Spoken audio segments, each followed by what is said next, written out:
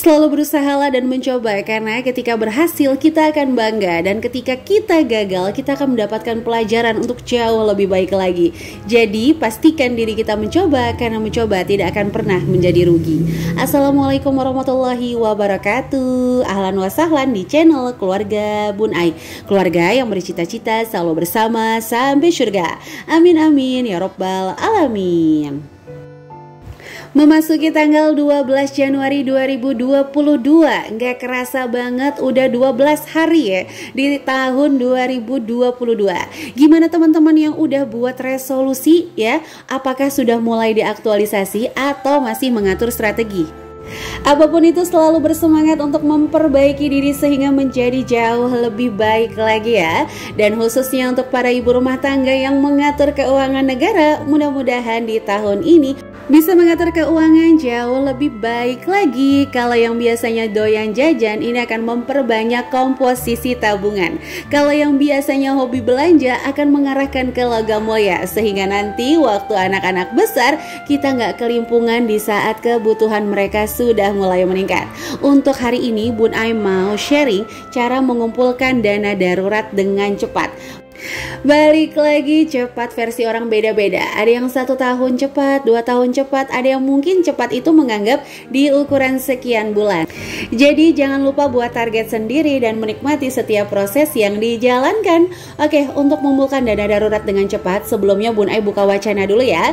Kalau pakar keuangan ini sepakat, dana darurat itu untuk single 6 kali kebutuhan pokok, bukan standar hidup ya. Jadi kebutuhan pokok. Kalau menikah itu di angka 9 kali kebutuhan pokok. Kalau menikah plus punya anak 12 kali. Tapi balik lagi, Bun Ai nggak bosan-bosan ngingetin kalau Bun Ai sendiri nggak terlalu mematok pada hitungan tersebut. Kenapa? Karena kalau Bun Ai ada uang sekian yang sudah punya target sendiri di rekening, maka sisanya insya Allah Bun Ai mau kelola supaya bisa menghasilkan income tambahan, ya kan? Karena keluarga itu bagaikan meja dan kaki-kakinya itu adalah income. Semakin banyak lorong income, insya Allah mejanya semakin kuat. Atau setidaknya kalau ternyata ada salah satu kaki yang patah atau rapuh, kaki yang lain masih bisa menopang sehingga mejanya nggak ambruk langsung tiba-tiba. Yuk, jadi para ibu rumah tangga kita mulai untuk mencari income tambahan ya. Dengan cara apa? Nanti kita bahas di poin keempat nih. Oke, poin yang pertama dulu dong pastinya sebelum masuk ke poin keempat. Yang pertama itu kamu bisa menjual beberapa barang yang nggak terpakai lagi. Coba cek di seluruh rumah kamu. Waduh, seluruh rumah. Ini mah namanya raja kontrakan nih, rumahnya banyak ya. Ingat ya, rumah yang kamu tempati sekarang, apakah ada beberapa barang yang udah nggak kamu pakai tapi masih ada di rumah? Itu bisa dijual teman-teman. Contoh nih, misalnya gamis atau pakaian, jaket, misalnya helm yang kira-kira itu udah nggak terpakai. Atau helm hadiah mungkin dari pembelian kendaraan kan suka dapet tuh ya hadiah, nggak terpakai, bisa dijual dengan harga yang pastinya nggak mesti ngikutin harga pasar, tapi dibanding nongkrong di rumah menjadi beban kita juga untuk beres-beres, mendingan dijual. Dan hasilnya ini bisa banget kita tabungin untuk menambah dana darurat kita. Tapi sebelum itu Bun Ai nggak bosen untuk ngingetin, kamu harus punya target dulu berapa dana darurat yang wajib kamu kumpulin atau yang wajib nyangsang di rekening kamu, sehingga kamu safety untuk berinvestasi, untuk memulai dagang, nggak takut atau ketar-ketir gitu ya. Jadi jangan asal jual-jual nggak punya target, nanti malah keder. Oke, jadi kalau misalnya kamu punya untuk pakaian, aksesoris, bahkan mungkin handphone, PS, alat olahraga atau apapun itulah ya, yang kira-kira kamu punya double dan jarang dipakai, mendingan dijual seperti sistem preloved gitu. Uangnya bisa banget untuk nambahin dana darurat kamu. Jangan keder, nanti dijual malah beli barang lagi yang lain ya. Bukan untung malah rugi kalau kayak gini. Jualnya murah, beli barangnya jauh lebih banyak kan. Bukannya nabung malah nombok lagi yang ada. Oke deh, langsung masuk aja ke poin kedua. Nah, di poin kedua ini Bun Aya sarankan nih untuk kamu bener-bener merem keinginan receh kamu untuk mengumpulkan dana darurat yang kece. Kenapa? Karena kalau kamu terus-terusan menuruti keinginan receh kamu, maka itu sedikit-dikit akan membuat kebocoran sehingga apapun yang kamu isi di tabungan nggak akan cepat penuh, alias bakal bocor kecil-kecil. Misalnya mau punya dana darurat 10 juta tapi dibocorin 50 ribu, 50 ribu, 50 ribu. Ingat ya, 9.950.000 itu tetap bukan 10 juta ya, meskipun mendekati, bener gak? Oke teman-teman, jadi mulai deh untuk manage seluruh keinginan receh kamu. Misalnya yang hobi beli untuk perintilan, atau misalnya yang hobi untuk beli aksesoris hobi gitu. Sekali lagi ya lo ya, barang konsumtif tidak dilihat dari barangnya, tapi dari fungsinya. Jadi Bunda nggak pernah bilang mobil konsumtif, handphone konsumtif, enggak, tapi kita lihat dari fungsinya. Tapi kalau kamu lagi manage keinginan receh kamu, jangan skip untuk hiburan, karena hiburan beda sama keinginan. Hiburan tuh bagian dari relaksasi. Hiburan itu nggak mesti mahal, nggak mesti keluarin uang juga. Bisa jalan-jalan di taman atau misalnya hanya keliling rumah. Itu harus, karena membuat mood booster kamu meningkat, sehingga insya Allah kesehatannya meningkat, produktivitasnya juga akan jauh lebih meningkat lagi. Nah, keinginan receh kamu ini lebih baik di manage dulu deh, di hold mungkin sekitar 1-3 bulan, lalu ditabungkan jadi dana darurat.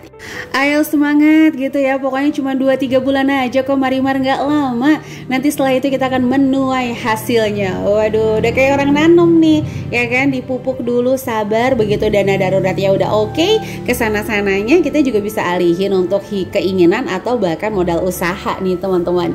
Ya, jadi ayo kita semangat di tahun 2022 ini.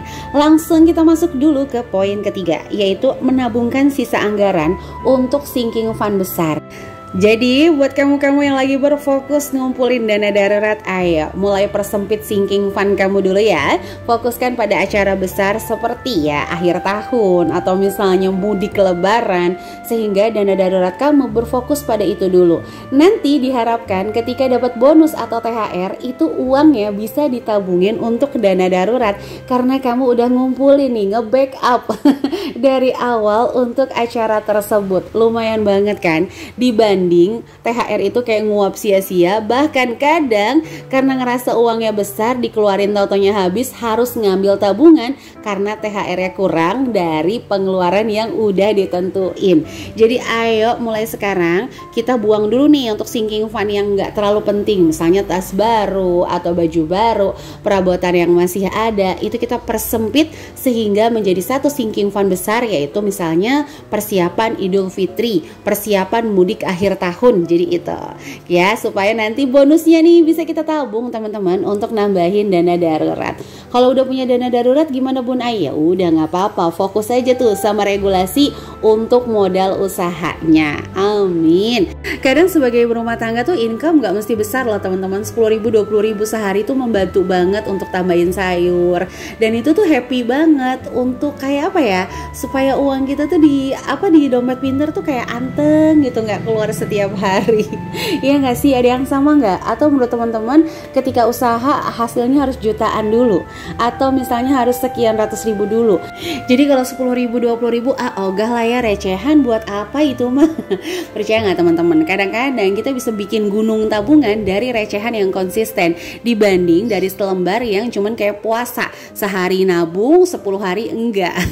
Itu loh teman-teman. Jadi cobain ya untuk nabung receh tapi konsisten. Oke, langsung aja dulu kita masuk poin keempat, baru nanti kita sapa-sapa ya. Untuk keempat di sini adalah mencari sumber income kecil. Oke, kita bahas yang ini nih, sumber income kecil. Maksudnya Bun Ai, jangan berfokus pada income yang besar dulu, tapi income kecil kita itu membidik dengan target yang jelas. Jadi jangan sampai nih kita udah punya income yang kecil, bidikannya nggak ada, nanti ujung-ujungnya jualannya laku tapi jajannya jalan terus. Contohnya gimana nih, misalnya kita jualan baju. Oke, kalau baju ini laris, uangnya untuk listrik. Jadi punya celengan khusus jualan baju yang bakal kita bayarin listrik. Terbidiklah tuh listrik kita. Jadi untuk biaya listrik kita udah membidik dari jualan baju. Atau kita jualan pulsa untuk jajan dulu nih. Jadi kita bisa jajan kalau jualan pulsa kita laris. Terbidik lagi tuh anggaran jajan.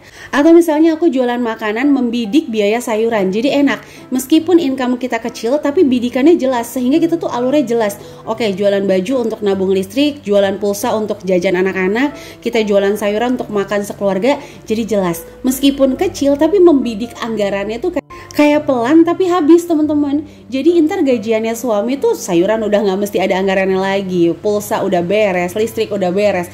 Nah itu tuh sisanya bisa langsung kita masukin dana darurat. Karena banyak banget jualan ABC karena bidikannya nggak jelas, ujung-ujungnya habis jualan dia jajan juga.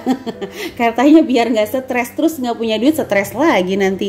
Kan jadi keder tuh, jadi pengen minum apa dong tuh kalau obat pusing ya kan. Jadi pengen minum Panadol nggak kalau kayak gitu. Jadi jelas ya, meskipun income yang kita hasilkan kecil tapi bidikan kita itu harus jelas. Dan itu teman-teman harus tulis loh kalau saran Bun Ai, supaya kalau agak-agak oleng bisa balik lagi lihat tulisannya. Minimal tulisan kita nggak usah cakep, yang penting kita sendiri bisa baca. Jangan ampe nih tulisan sendiri nggak bisa baca. Analoginya tuh kayak teman-teman ya, foto pakai filter sampai nggak ngenalin ini muka siapa ya, saking terfilternya. Ada nggak yang kayak gitu? Oke, lanjut aja ya di poin kelima. Poin kelima ini kita wajib mendetoks keuangan kita. Jadi kita wajib banget nih untuk merelaksasi, memuhasabah diri lah bahasanya. Racun-racun apa sih yang bikin sakit anggaran kita nih? Lalu setelah kita evaluasi, kita langsung menuliskan resolusi. Sehingga nanti kita bisa mengatur strategi untuk diaktualisasi. Jadi ini adalah perpaduan terbaik. Habis dievaluasi, membuat resolusi, lalu mengatur strategis untuk segera diaktualisasi. Jangan sampai udah bikin evaluasi, resolusi cuma sekedar mimpi. Sayang banget, mimpi indah kamu gak kamu praktekkan. Padahal di luar sana yang punya mimpi tapi gak ada kesempatan. Nah, untuk detox keuangan next kita akan bahas jauh lebih lengkap lagi. Gimana caranya untuk mendetox keuangan kita nanti ya. Oke, ini aja bisa Bun Ai sharing untuk hari ini. Yang senantiasa mendukung channel keluarga Bun Ai, like, komen, positif, subscribe. Terima kasih ya. Dan jangan lupa juga untuk follow Agi keluarga _Bun Ai. Di sana juga banyak tips hemat, bisa DM juga untuk sharing-sharing. Dan jika berkenan, bantu Bun Ai untuk share ke seluruh sosial media yang teman-teman punya.